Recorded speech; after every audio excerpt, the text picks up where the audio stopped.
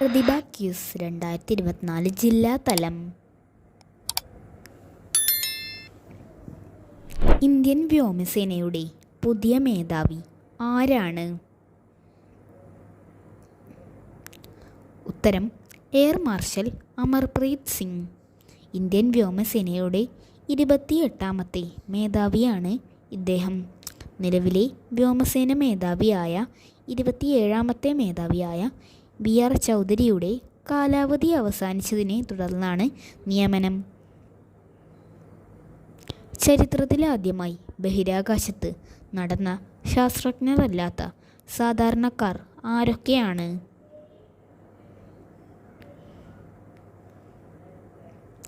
ഉത്തരം ജാരത് Isaacman, Sara Gillies. Elon മസ്കിൻ്റെ ബഹിരാകാശ കമ്പനിയായ സ്പേസ് എക്സ് ആണ് പൊളാരിസ് ഡൗൺ എന്ന ദൗത്യത്തിൻ്റെ ഭാഗമായി ബഹിരാകാശം നടത്തിയത്. 70 വയസ്സിന് മുകളിലുള്ള എല്ലാവർക്കും എത്ര രൂപയുടെ സൗജന്യ ചികിത്സാ സഹായത്തിനാണ് കേന്ദ്ര സർക്കാർ അംഗീകാരം നൽകിയത്?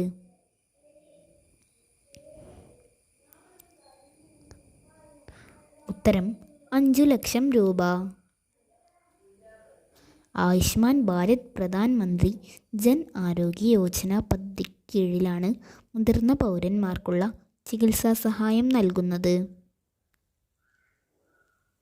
2024 സെപ്റ്റംബറിൽ അന്തരിച്ച പ്രശസ്ത മലയാള സിനിമാ നടി ആരാണ്? ഉത്തരം കവിയൂർ പൊന്നമ്മ. മലയാള സിനിമയിലെ അമ്മാവേശങ്ങളിലൂടെ മലയാളികൾക്ക് സുപരിചിതയായ നടിയാണ് കവിയൂർ പൊന്നമ്മ. കവിയൂർ പൊന്നമ്മ അഭിനയിച്ച ആദ്യ നാടകമാണ് മൂലധനം. ആദ്യമായി അഭിനയിച്ച സിനിമയാണ് ശ്രീരാമ പട്ടാഭിഷേകം. 1962 ഇതിറങ്ങിയത്.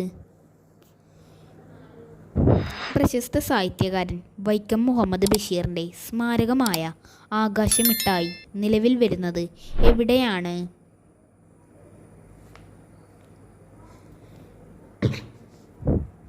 ഉത്തരം ബേപ്പൂർ. ഡൽഹിയുടെ പുതിയ മുഖ്യമന്ത്രിയായി ചുമതലയേറ്റത് ആരാണ്?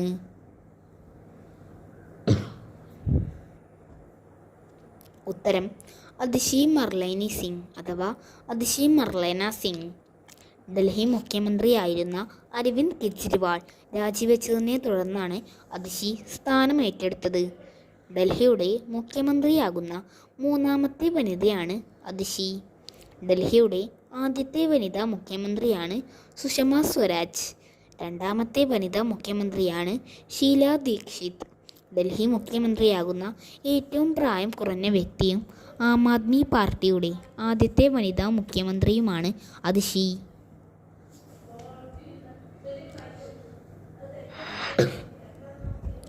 The last of the sea women എന്ന ഡോക്യുമെൻ്ററിയുടെ നിർമ്മാതാവ് ആരാണ്? ഉത്തരം മലാല യൂസഫ്സായി. ഡോക്യുമെൻ്ററി സംവിധാനം ചെയ്തത് കൊറിയൻ അമേരിക്കൻ സംവിധായകനായ സൂ കിം. ദക്ഷിണ കൊറിയയിലെ ജെജു ദ്വീപിലെ മുങ്ങൽ വിദഗ്ധരായ സ്ത്രീകളുടെ കഥ പറയുന്ന ഡോക്യുമെൻ്ററിയാണ് the last of the sea women. Haenyeo എന്ന് വിളിക്കപ്പെടുന്ന ഈ വനിതകൾ യുനെസ്കോയുടെ പൈതൃക പട്ടികയിൽ ഉൾപ്പെട്ടിട്ടുണ്ട്.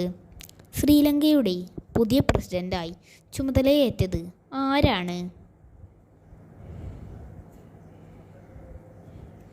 ഉത്തരം അസുരകുമാര ദിസനായകെ. കേന്ദ്രഭരണ പ്രദേശമായ ആൻഡമാൻ നിക്കോബാറിൻ്റെ തലസ്ഥാനമായ പോർട്ട് ബ്ലെയറിൻ്റെ പുതിയ പേരെന്താണ്?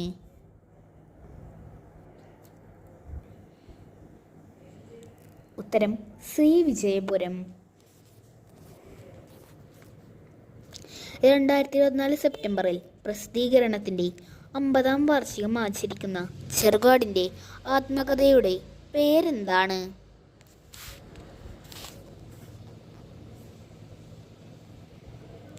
ഉത്തരം ജീവിതപാത. ഇന്ത്യയിലെ ആദ്യ QR അധിഷ്ഠിത നാണയ മെഷീൻ സ്ഥാപിച്ച നഗരം ഏതാണ്? ഉത്തരം കോഴിക്കോട്. മെഷീൻ സ്ഥാപിച്ചത് ഫെഡറൽ ബാങ്ക്. UPI സംവിധാനത്തിലൂടെ പണം നൽകിയാൽ പകരം തത്തുല്യമായ തുകക്ക് നാണയം ലഭ്യമാക്കുന്നതാണ് സംവിധാനം. ഓൺലൈൻ ക്ലാസ് മുറി എന്ന ആശയത്തോടെ വിദ്യാഭ്യാസ വകുപ്പ് ഒരുക്കിയ പോർട്ടലിൻ്റെ പേരെന്താണ്?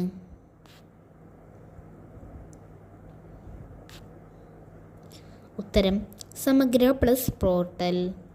ക്ലാസ്സിൽ പഠിപ്പിച്ച കാര്യങ്ങൾ വീഡിയോ രൂപത്തിൽ എത്തിക്കാനാണ് വിദ്യാഭ്യാസ വകുപ്പ് സമഗ്ര പ്ലസ് എന്ന പോർട്ടൽ ഒരുക്കിയത്.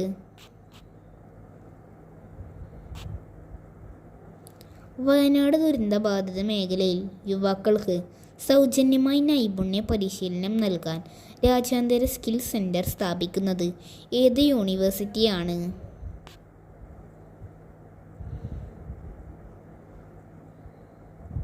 ഉത്തരം ജെയിൻ യൂണിവേഴ്സിറ്റി.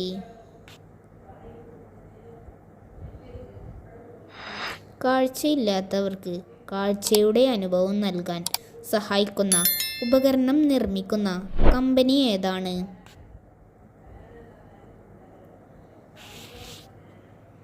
ഉത്തരം ന്യൂറലിങ്ക്. സർദാർ സരോവർ അണക്കെട്ടിൽ നിന്ന് വെള്ളം ഗ്രാമങ്ങളിലേക്ക് കയറി തുടങ്ങിയതായി ആരോപിച്ച് ജലസത്യാഗ്രഹം നടത്തിയ നർമ്മദ ബച്ചാവോ ആന്തോളൻ നേതാവ് ആരാണ്?